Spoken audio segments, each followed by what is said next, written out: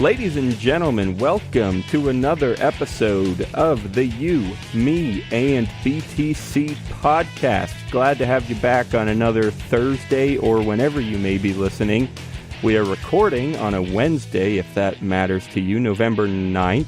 I am Daniel Brown, and I'm here with Tim Baker. And we have another exciting guest with us today. He's been with us a few times, probably 2, maybe 3, to talk about Purse.io. And we promised you a couple weeks ago that we would reach out to him and see if we could have him back to chat about his new product, BCoin. It's a JavaScript library for Bitcoin. We briefly mentioned it, like I said, a few weeks ago, but we want to go more in depth. So we are here with Andrew Lee, the CEO of Purse.io. Thanks for joining us again, Andrew. Pleasure to be on. So I think the easiest place to start, like we normally do, is just tell us what you're working on. And in this case, that's BCoin. What is BCoin? Yeah, so if we step back a little bit, our mission at Purse is to make Bitcoin useful, right? So for the past 2 years, we've been working on the Purse marketplace, which strives to have the best value proposition for anybody looking to spend Bitcoin. It's cheaper than shopping on Amazon. It's cheapest around, and I know you guys use it all the time. Yeah, so our latest initiative is called BCoin. And BCoin is really our foray into the infrastructure of Bitcoin. And I can kind of explain before exactly what it is, the thought process for, kind of how we got there. Absolutely, go for it. Yeah. So, in our pursuit of our mission to make Bitcoin useful, we started at the very top, like application layer, right? So, Purse, as you guys know, is a consumer marketplace. Our end users are people like, just regular people like you and me. But our vision, our overall vision, and the reason we got all into Bitcoin was beyond just marketplace applications for Bitcoin. We imagined a world where smart contracts transform everything from law to finance to even politics, right? And so, we've always kind of had this vision for doing more with Bitcoin. And, we embarked about 1.5 years ago into exploring smart contracts on Bitcoin blockchain. And the more we dug into it, the more problems we uncovered. The infrastructure layer, which is primarily, we use Bitcoin D, written by, as part of Bitcoin Core, was not really adequate, or it wasn't really the infrastructure that we needed to start building smart contract libraries and things like that on at the very top. So our CTO JJ, he takes full credit for BCoin, started about 1 year ago to rewrite what's called a full node Bitcoin implementation. So if you think about what a full node Bitcoin implementation is, it's like Bitcoin Core. So it's parallel, if you're thinking through like the software stack for Bitcoin, it's at the very bottom. It's parallel to, Bitcoin Core, which was started by Satoshi, handed down to Gavin and now Peter or Sipa, at the Blockstream team. But, so BCoin is really an alternative to Bitcoin Core. It was written from scratch. It's not a fork of Bitcoin Core, and it's much easier to use, and it has many features that Bitcoin Core does not have implemented yet. And so some of those features include, we had SegWit way before SegWit was live on Bitcoin Core. We had BIP 150 and BIP 151, and it's my understanding that that's not part of that hasn't been implemented in Bitcoin Core yet, as well as Schnorr signatures and all these other cool features that are being developed. Kind of at the protocol level. And so our vision for this is to start, now that BCoin is live on Purse, it's I believe the only other Bitcoin implementation that's live in production. And so now that that's ready, we're in full drive mode to start building, new exciting, applications and use cases, for Bitcoin. So yeah, the end user for Bitcoin today isn't necessarily just like consumers. It wasn't really built for consumers in mind. It was built for other businesses, exchanges, marketplaces, anything that's currently using Bitcoin Core plus third-party services today would find much value in using Bitcoin. A key factor here is that it's open source, so it's free. We don't charge for anybody using Bitcoin. And as you mentioned, it's written in Node.js, which gives it the flexibility of being implemented and integrated to, any application in the browser or in native mobile applications.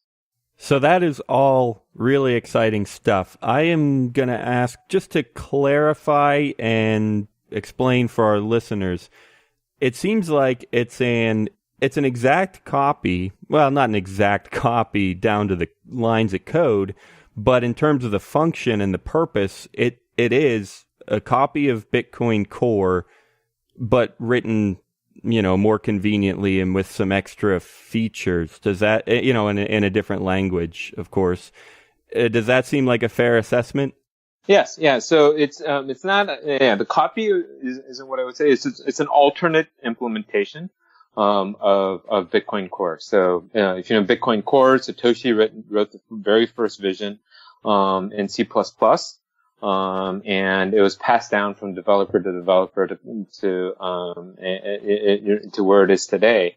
It's a very difficult code base, even for the best developers in the world, to really fully wrap their heads around, right? And so there's this huge barrier, and I really think that's what's kind of keeping Bitcoin from improving faster, and really, it's stalling a lot of progress. If I had to kind of guess, Satoshi wrote otherwise that, an alternative implementation, could be a menace to the network or any other things like that. But, in his early Bitcoin talk forums. But realistically, I don't think he had the expectation that, his first version of Bitcoin really would just be patched on over and over for 8 years now, right? I'm pretty sure he envisioned, a experienced developer taking a look at this, and rewriting it so that it's easier and that, development can push faster. And so, all the advanced features that Bitcoin has and Bitcoin Core has, I don't necessarily attribute to the fact that, blockchain has some very talented developers in their team. They could have, these features were, the bits were written, some of them over a year ago. But it's very hard for even the best developers in the world to integrate this stuff into Bitcoin Core. Bitcoin is much simpler. I think it took JJ like 2 days to implement BIP 150 and BIP 151. And if you look on top of our Bitcoin today, they're talking about BIP 151, and it'll be months before it's out and implemented in Bitcoin Core. And so that one example really describes the value in a simple code base that a lot of developers can understand. Yeah, I remember this coming up a couple of times over the years of doing the podcast, where people were saying, and I think it's true, that Satoshi was not really the best coder out there. He had all the core had and probably still has all kinds of just not really bugs. It works and people have audited it day and night, but just inefficient code maybe, and just little things that aren't ideal. And I, as a developer myself, I see and deal with and even participate in that all day long. Even just today, one of our projects at work, has been running for, a year or two now, but the code is just messy and it needs cleaned up, and it takes a while to do that. And it's not even necessarily a bad thing. If you need code, it's a lot of times advantageous to just crank it out no matter how clean it is, and if it works, it works. But over time, maybe it's just OCD or ADHD or who knows what, but I love just cleaning up code, making it work more efficiently and, more understandably and sensibly and all that stuff. And it sounds like that's what you got going on here, right?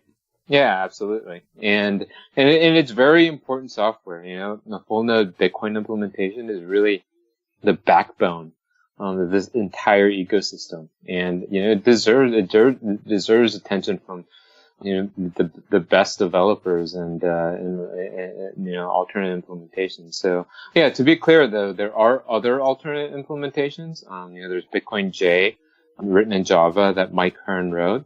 It's not being maintained, and I'm not entirely sure if anybody's using it still. There's BTCD, which we're fans of, written in Go. Very clean, but I don't think one of the advantages we had at Purse is that, we're also clients of our own product, right? So we run on Bitcoin. So, just by Purse using it, it is the second most used Bitcoin implementation today. Okay. That's kind of what I was waiting to ask about. What, besides that you guys use it, that you guys want to implement it, bring more people into it, is that your main motivation for developing this and for putting your time and effort towards it? Because you said, it's free. It's open source for people. So you're not getting paid to do it. What really is your motivation then?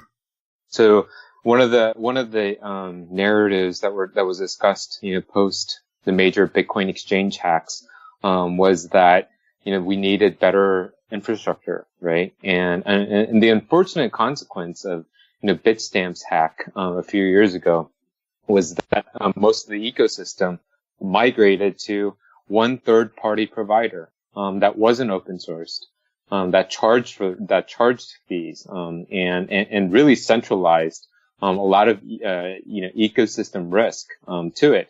And so if you think about, why did these exchanges migrate to that one solution? Well, it's because it was easier. It was very difficult for every single exchange around the world to go, build their own exchange from scratch, or their wallet infrastructure at least from scratch, using Bitcoin D or, Bitcoin Core. And so there wasn't a very good option, for many of them, besides, one third party provider. And we thought, well, this isn't a very Bitcoin way of building out the ecosystem. What we need instead are easy to use open source solutions that we all contribute to, and we work together to make the entire community stronger. And so, what I've been urging my peers, CEOs at other Bitcoin exchanges, is that they need to start owning their own infrastructure. They can't outsource their wallet infrastructure and still call themselves a Bitcoin company. They need to start, getting into the weeds. And yes, we agree that Bitcoin Core is too messy and too difficult to work with. So here's an open source, solution that's much cleaner, way more advanced, ready for Lightning. And best of all, it's free. So phase one, here is, ecosystem adoption, working together, bringing other players, into Bitcoin, using Bitcoin. But longer term when we look longer term, we're really excited about more features for Bitcoin.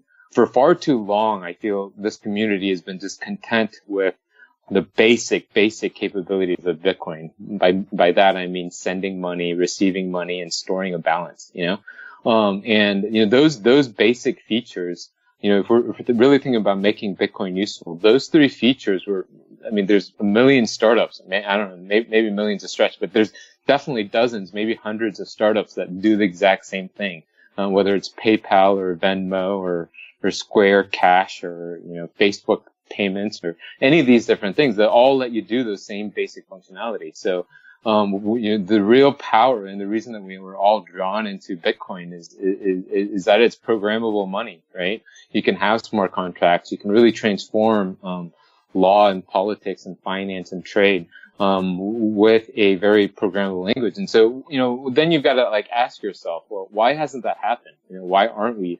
using smart contracts to do complex trades? Why hasn't the world changed? Why aren't anybody using these things? And what we've discovered is that the infrastructure really isn't ready for that. There isn't good enough infrastructure to enable these kinds of, libraries to be built on top. So our step one is ecosystem adoption, and step two is to start introducing novel, advanced, smart contract capabilities and showing what else Bitcoin can do. Exactly. Or that exactly. the technology. Okay. Yeah, because it's like, I guess your point is like, because we have all these capabilities, not like, I guess great responsibility, or with great power comes great responsibility.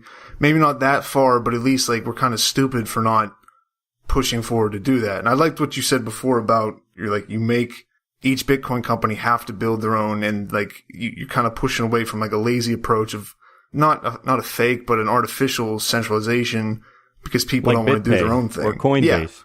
Yeah, and you're making businesses have to be conscious about stuff, and also what you're talking about with making like all this new stuff, kind of making the average, I don't know if it'd be the average user, but a lot of users more conscious of what else they can do with Bitcoin besides just pay with it. Because I'm definitely one of those where it's just like, I'm mostly just going to use it to lose money to Daniel in bets or stuff like that. And I try to avoid using Bitcoin for that as much as I can. But, yeah, it's like to remind people that we do have more of a bigger technology and more powerful technology than even what we have imagined right now, because there's always something new we can build on top of it. Right. Yeah, and so I think everybody in the community is really excited about new infrastructure that's being built, and the other problem that we kind of see, and so I think our main differentiator between other infrastructure companies is that we're very conscious of the end user. We're very conscious of even, the businesses that will be being built on top. I think there's a huge disconnect between the Bitcoin core team, and they're doing great work, but between the Bitcoin core team and even the exchanges that are technically their clients, right? Or their service providers like the wallet infrastructure management or wallet companies that use their technology. They don't. To say they don't care about them, it may be an exaggeration, but they certainly aren't thinking about them as they build their technology. And so, at Purse, Bitcoin's been heavily optimized for applications like Purse. And, Purse is a marketplace, but basic wallet infrastructure is identical to an exchange. We have longer escrows because it takes longer to ship products and to, settle a Bitcoin USD transaction. But essentially everything else is the same. We have users with wallets that need rotating addresses and peer-to-peer exchanges and hot wallets and, that whole setup. Is identical to every other Bitcoin company that end users use, and we're very cognizant of that, and we have to be because we're building infrastructure really for ourselves. But today, in the future, I think that'll make Bitcoin a lot more palatable for any other businesses looking to make their infrastructure more secure and more flexible. Do you think this offers more of an incentive for people, like for businesses that haven't kind of put their toe into Bitcoin yet? Like this is, it's going to make it more accessible to them, more likely for them to jump on top of it. Yeah. That's an area that I've been thinking of, kind of a lot about, mainstream, technology companies that, aren't using Bitcoin today, whether that's Uber or Facebook Messenger or WhatsApp or any of these things. And I think when they're looking at Bitcoin, and how it's used today, I think they decide that it's not worth it for them because PayPal exists or credit cards or Visa, OTC, all these other payments capabilities exist. So if it's going to be a matter of send, receive, and store, then they're not inclined to use Bitcoin because they look at, our user base and there certainly isn't enough for their business, for it to matter. So I think the answer to that is one, they need, these mainstream businesses want to see, things that they can't do, with a PayPal or with Square Cash or whatever.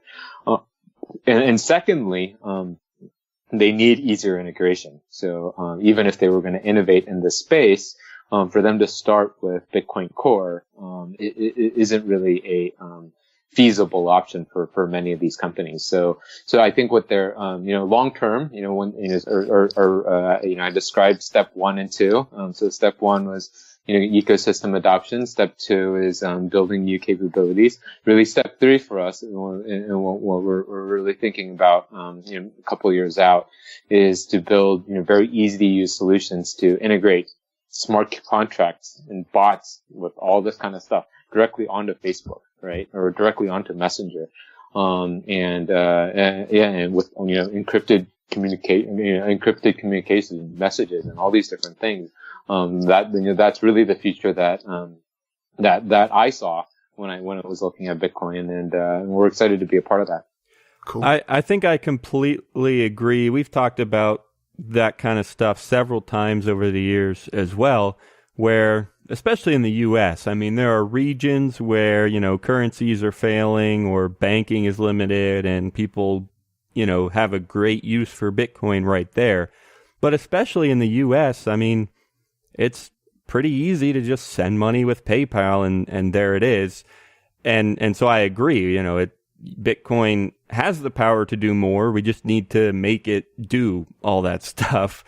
And so I'm glad that you're working on it. What have you seen in terms of anybody using it like that? I mean, I don't, probably not anyone as big as Uber or Amazon or Facebook or anything yet, but have, other than Purse, has anyone stepped in and started using it and made their product better with it or anything like that yet? Yeah, so what's surprising is when we started BCoin, since it's open source, we don't really have, and we don't have like a sales team or anything like that. We just kind of put it out there and took a look to see if anybody would start adopting it. And what we found that was interesting is that there's an exchange and that's doing a lot of innovative work down in South America, in Brazil and Argentina and places like that. They're called Bitpagos. I was talking to him at a conference here in San Francisco, about, Bitcoin. He's like, oh yeah, we've been looking at the project, we've been tracking it, and we actually started using it. I was like, oh, that's great. What are you using it for? And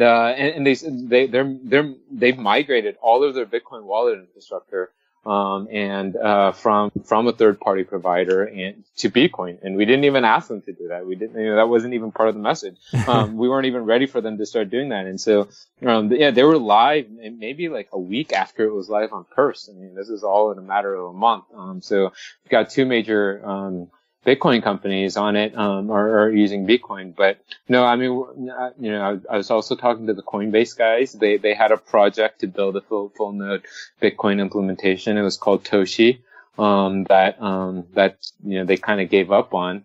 But they were very interested in using Bitcoin, and replacing, Bitcoin Core for their infrastructure. So, I think over the next 12 months, there'll be maybe, we're estimating about 50% of the ecosystem, will be run on Bitcoin, just because it's better than any existing alternative today. But yeah, and what that'll enable, right, are, if there's more exchanges, more Bitcoin businesses really in control of their own infrastructure, they'll start innovating and they'll start thinking about, well, we have this specific business need down in, Argentina to do, credit or something, some product that doesn't exist over there. And they can start building these solutions, with Bitcoin and innovating. Because they, now have control over their own infrastructure. So yeah, we're really excited about, both, progress from other companies like Lightning and things like that, working on the infrastructure or maybe one layer above the infrastructure. And we're also excited about, other Bitcoin companies actually becoming Bitcoin companies and actually, owning their infrastructure. So 50% sounds like a pretty serious number. Do you ever expect that this could become the new Bitcoin Core? Is that something that you think could happen? I certainly think it's possible.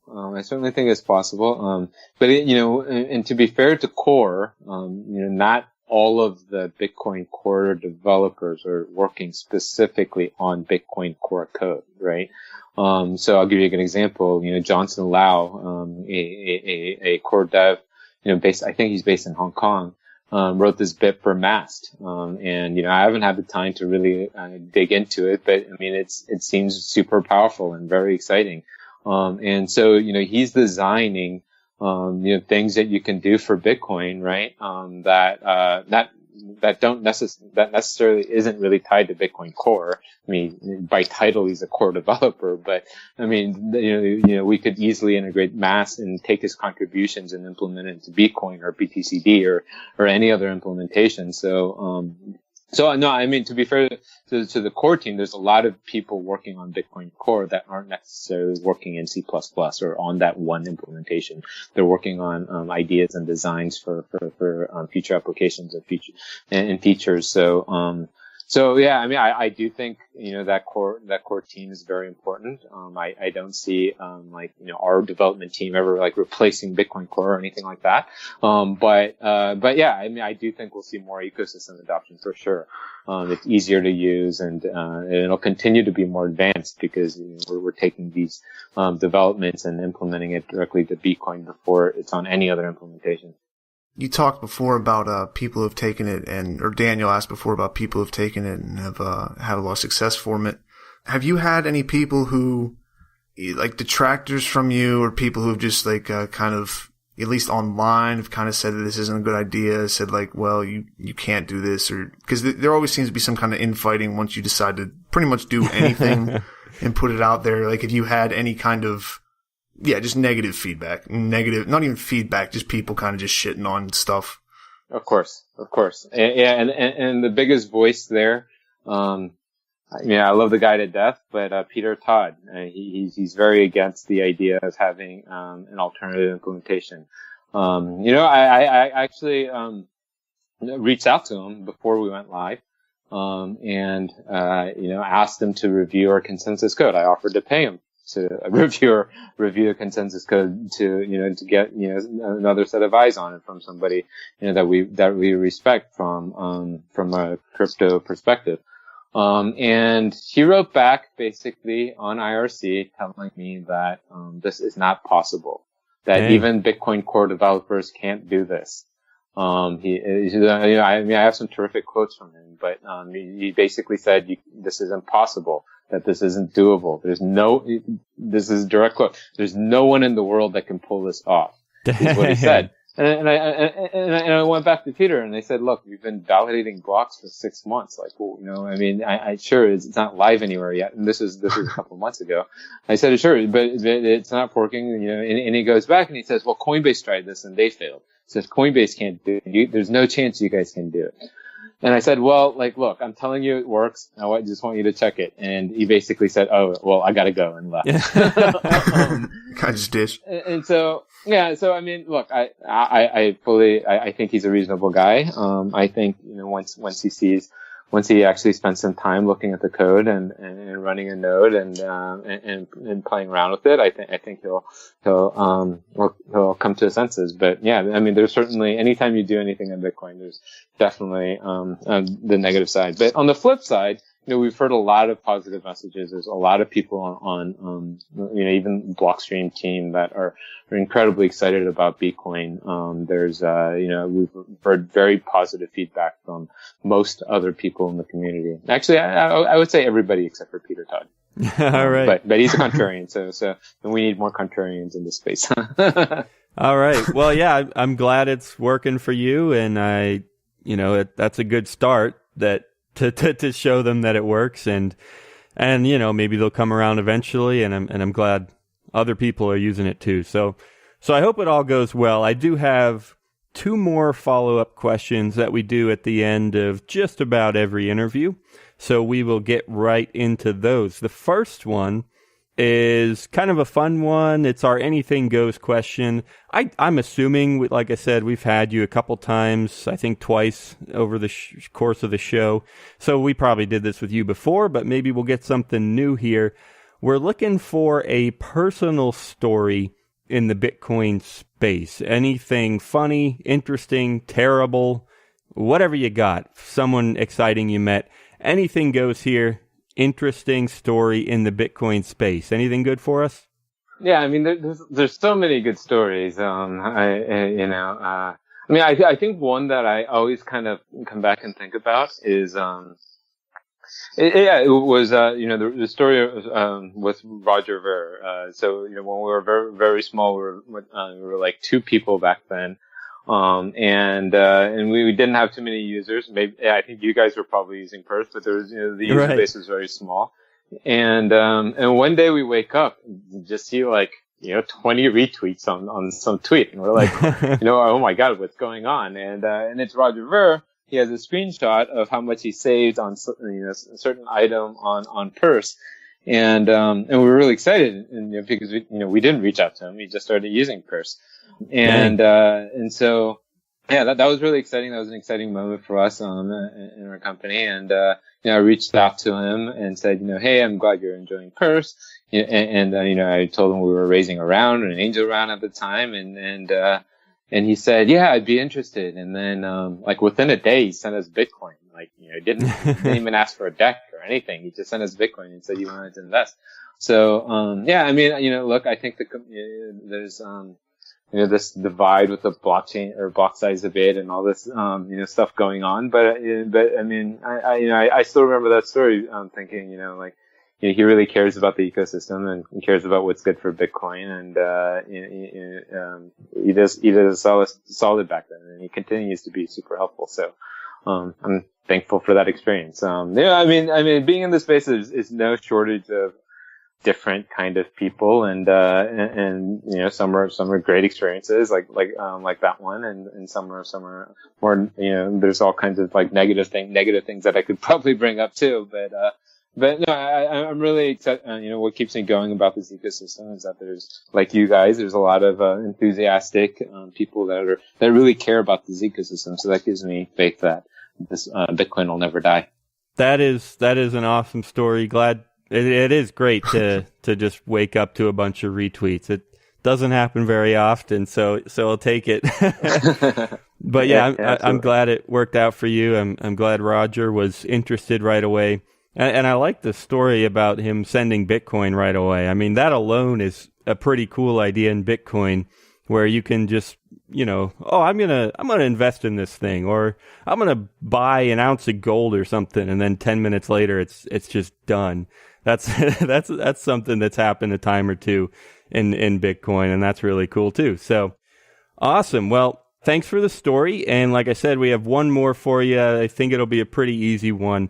What should people be doing right now when they finish the show? Where can they find you? Should they follow you? Should they email you? Should they develop for you on BCoin?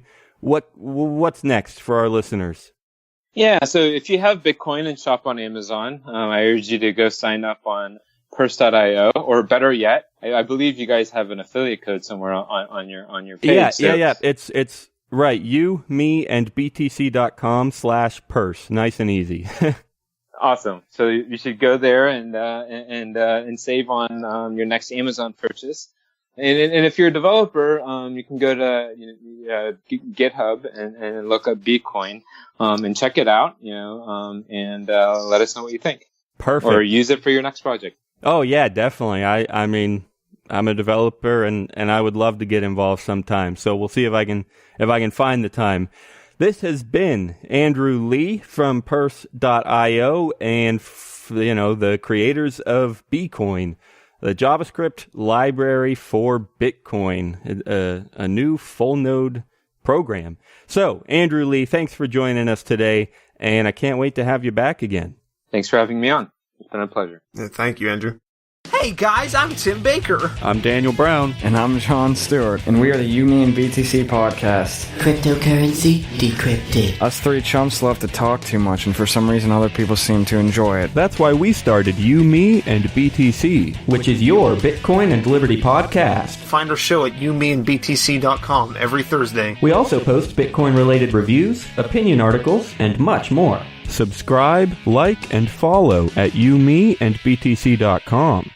All right, guys, we are not going to be too much longer, just another minute or two, but we are back. We just wanted to say thanks again for listening. As I always say, we could never do this without our listeners, and our listener base is growing every week. It still surprises me all the time. So anyway, thanks for being here with myself and Tim and Andrew Lee from Purse.io. Yeah, we did say in there, you, me, and btc.com/purse if you want to check it out. We cover it all the time on the show, and countless people have said it's Bitcoin's killer app. So if you're not involved yet, it's nice and simple. You just buy stuff on other people buy stuff for you on Amazon, and you give them Bitcoin, and you get a discount. So that's what it is. Nice and simple, and you save money. I think they keep track of your total savings, and I think I'm up to like $800 or something. It's pretty crazy. So there's that if you want to check it out. And anything else, Tim, that we got to mention? No. Thank you again, Andrew, for coming on. Thanks again, Purse. Yeah, they're sticking by us. We've been with them since the beginning. We're trying to ride their coattails now. It's true. Since before they were even... Yeah, before they were even called Purse.io. We beta tested them before they even had a real name. So yeah, anyway, check them out. The music you're listening to right now, as we do at the end of every show, is from Jon Stewart, who is still not with us. I think he might have died or something. I don't know. I got to go check the obituaries. He died on his honeymoon or something. Actually, no. Forever. I've been telling people that his honeymoon was... like now, but apparently they're putting it off till December, so it's not even a thing yet. He just decided to quit out on us anyway, so yeah. Anyway, he was like, no, Trump won, we're going. Oh yeah.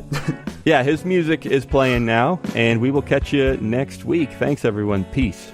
Bye-bye.